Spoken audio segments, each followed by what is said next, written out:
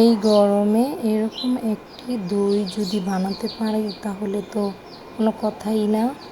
আজকে আমি আপনাদের সাথে একটু দই বানানোর একটা রেসিপি শেয়ার করব। আমি যেভাবে পারি সেইভাবেই আমি আপনাদের সাথে একটু শেয়ার করব। আশা করছি আমার ভিডিওটা ভালো লাগবে।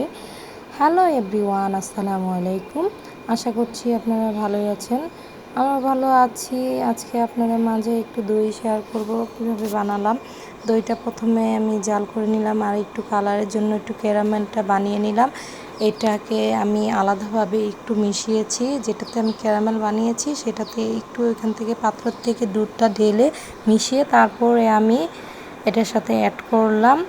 আর ভালোভাবে দুধটা জাল হয়ে আসলেই পরে সাথে একটু দই আমি আবার মাটির হাঁড়ি আমার ঘরে ছিল, সেটাতে আমি মাটির হাঁড়িতে দইটাকে ফেটে নিয়েছিলাম, একটু দই ছিল, সেটা আবার দুধটাকে ঠান্ডা করে মিশিয়ে দিয়েছি। মেশানোর পর হয়ে আসলে আপনার ভালো করে একটু মিক্স করতে হবে, নাড়াচাড়া দিতে হবে।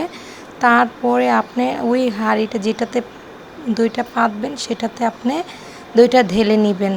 ঢেলে নিয়ে তারপরে আপনি একটা গরম স্থানে রাখতে পারেন বা তোয়ালিতে পেঁচিয়ে রাখতে পারেন, রাখলে ভালো দইটা ভালো জমবে।